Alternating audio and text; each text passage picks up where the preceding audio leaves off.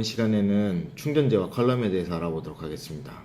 실제로 분리가 일어나는 것은 컬럼과 충전재이기 때문에 이 원리에 대해서 제대로 알아두시는 것이 앞으로 분리를 하시는 데 있어서 가장 중요한 이론이라고 할 수가 있습니다. 그러면 본격적으로 그 내용을 살펴보도록 하겠습니다. 지난 시간에 언급했었는데요.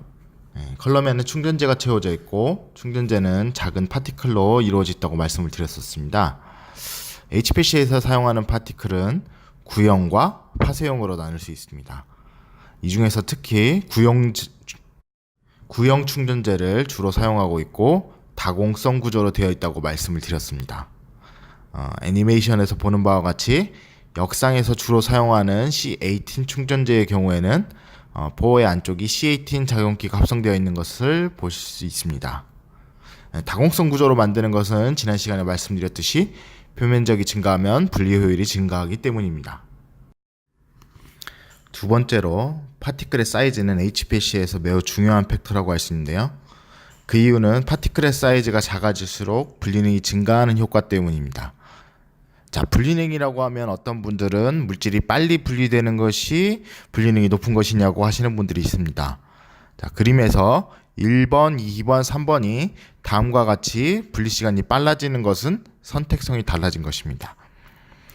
분리시간이 빠르게 하는 것과 분리능이 증가가 되는 것은 다릅니다. 자, 다음 두 개의 그림을 보시면 왼쪽과 오른쪽의 물질들은 동일한 시간에 나오는 것을 보실 수 있죠. 이것은 두 가지의 컬럼이 동일한 선택성을 보인다고 할 수 있습니다. 하지만 피크의 모양을 보시면 한쪽은 피크가 샤프하고 한쪽은 브로드한 것을 보실 수가 있습니다. 이렇게 피크가 뾰족한 것을 샤프하다고 얘기하고 이렇게 뭉툭한 것을 브로드하다고 얘기합니다. 자, 왼쪽은 5마이크로 충전재가 채워진 컬럼에서 분리한 것입니다. 오른쪽은 50마이크로미터 충전재가 채워진 컬럼에서 분리한 것입니다. 두 가지 충전재는 모두 ODSA라는 같은 종류의 충전재이기 때문에 동일 조건에서 1, 2, 3번을 분리하는 특성이 같습니다. 그래서 피크가 머무르는 시간, 즉 리텐션 타임이 동일하게 나옵니다. 이런 현상을 선택성이 같다고 얘기합니다. 자, 세 가지 물질을 분리하는 데 있어 5마이크로 사이즈의 파티클이나 50마이크로 사이즈의 파티클이나 세 가지 물질을 확인하는 데는 문제가 없는 걸 보실 수가 있습니다. 만약 선택성이 다른 물질을 분리할 때는 어떻게 될까요? 빠른 분리 시간을 가지는 물질이나 또는 그런 조건이 된다면 5마이크로 파티클 사이즈의 물질은 이런 크로마토그래피가 나오고 여전히 세 가지 물질을 정확히 확인하실 수가 있습니다. 동일한 조건으로 50마이크로미터에서 분리를 진행하면 세 가지 물질이 이렇게 나오는데 실제로는 피크들이 이렇게 분리되어서 나올 수가 없죠. 실제로는 이런 크로마토그래피가 나옵니다. 따라서 각 물질들을 정확히 확인할 수도 분리할 수도 없게 되어버립니다. 머무름 시간, 즉 리텐션 타임, RT가 비슷한 물질을 분리할 때는 피크가 샤프한 것이 정확한 확인이 되겠죠. 이런 분리 정도를 분리능이 높다고 합니다. 레졸루션이라고 합니다. 분리능이 높은 컬럼은 피크가 좀 더 샤프하고 같은 선택성을 가지더라도 피크가 분리된 것을 확실히 구분할 수 있는 컬럼이라고 할 수가 있습니다. 이런 컬럼의 파티클 사이즈는 동일한 충전재일 때 작을수록 분리능이 증가하는 걸 볼 수가 있습니다. 다시 한번 정리하자면 분리능의 증가는 파티클의 사이즈가 작아지면 분리능이 증가한다고 말씀드릴 수가 있습니다. 분리능이 증가하는 것은 앞에서 보셨다시피 선택성이 바뀌는 것이 아니라 피크가 더 샤프해지거나 물질 간의 구분이 뚜렷해지는 것이라고 이해하시면 되겠습니다.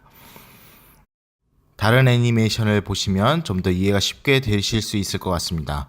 먼저 우리가 분리하고자 하는 샘플을 5마이크로 파티클의 컬럼에서 분리를 진행했을 때의 결과입니다. 주된 피크 3개 외에 하나의 다른 피크, 보통 임퓨리티라고 불리는 피크를 확인하실 수 있습니다. 이를 3마이크로 파티클의 컬럼에서 분리하면 선택성은 같지만 피크가 좀 더 분리되어 보이는 것을 볼 수가 있습니다. 물론 처음 피크를 접하신 분들은 어떤 차이가 있는지 아시기 어려우실 수도 있습니다. 자, 세 번째로 2마이크로 파티클의 컬럼에서 분리하면 마찬가지로 메인 피크의 선택성은 동일하지만 피크 사이에 잘 분리가 안 되어 잘 몰랐었던 작은 피크들, 즉 작은 임퓨리티들이 추가로 확인되는 것들을 볼 수가 있습니다. 분리능이 증가되었기 때문입니다. 분리능은 피크가 샤프해지는 것과 물질 간의 구분이 좀 더 또렷해지는 것이라고 이해하시면 될 것 같습니다. 자, 그런데 이 그림에서 한 가지 특이한 점을 보실 수가 있습니다. 발견하셨는지 모르겠지만요. 파티클의 사이즈가 작아지니 컬럼에 걸리는 압력이 4.7MPa에서 13.9MPa까지 증가하는 것을 볼 수가 있습니다. 파티클 사이즈가 작아지면 분리능은 증가하지만 압력도 또한 증가한다는 점을 보실 수가 있습니다. HPAC의 펌프가 고압을 견딜 수 있다고 하지만 무한정 높은 압력을 견딜 수는 없기 때문에 파티클 사이즈가 작아지는 것 또한 한계가 있다고 할 수가 있습니다. 자, HPAC 충전재를 좀 더 알아봐야 될 것 같은데요. HPAC는 4가지 분류 모드가 있습니다. 역상, 순상, 이온 교환, 사이즈 배제. 이 4가지가 HPAC의 주요 분류 모드입니다. 분류 모드의 특징에 대해서는 추후에 다시 말씀드리고, 자, 이 중에서 역상과 순상은 거의 대부분 실리카 베이스의 충전재를 사용합니다. 순상은 실리카 베이스 자체를 충전재로 사용하거나 실리카의 극성작용기를 합성하여 제조합니다. 역상은 실리카 베이스에 비극성 작용기를 합성하여 제조하게 됩니다. 충전재 파티클 베이스를 고분자, 즉 플라스틱으로 만든다면 훨씬 합성하기도 쉽고 원하는 모양으로 만들기 쉬울 텐데 왜 역상이든 순상이든 실리카 베이스를 사용하게 된 것일까요? 순상이라고 하면 그렇다고 해도 고정상의 특성이 다른 역상은 왜 실리카 베이스를 사용하는 것일까요? 그 이유는 HPAC의 충전재이기 때문입니다. 앞에서 파티클이 작아지면 압력이 높게 걸린다고 말씀을 드렸는데요. 파티클이 작아지면 그만큼 강한 압력과 충격을 받습니다. 실리카는 바꿔 생각하면 돌덩어리라고 보시면 됩니다. 외부의 강한 충격에도 견뎌내는 힘이 강하죠. 고분자는 플라스틱이기 때문에 외부에서 강한 충격을 받으면 실리카보다 견디는 힘이 훨씬 약합니다. 쉽게 깨지거나 짜부러들게 됩니다. 이 때문에 대부분의 HPAC 컬럼으로 사용하는 역상과 순상 충전재는 실리카 베이스의 파티클을 사용하게 됩니다. 충전재와 컬럼에 대해 여러 가지를 알아봤는데요. 이 외에도 작용기의 합성 정도나 종류에 따라 컬럼의 특성이 다양하게 변합니다. 분리하시고자 하는 물질에 따라 충전재를 잘 선정해 주시는 것이 좋은 분리를 하는 방법인데요. 오늘은 컬럼의 파티클과 그 사이즈, 베이스 등에 대해서 알아봤습니다.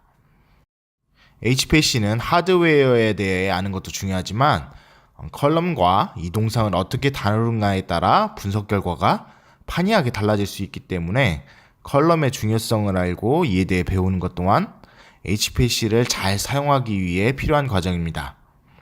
HPAC는 하드웨어의 선택보다 컬럼이나 이동상의 선택이 그만큼 중요합니다. 컬럼의 케미스트리에 대해서는 추후에 좀 더 자세한 내용으로 찾아뵙도록 하겠습니다.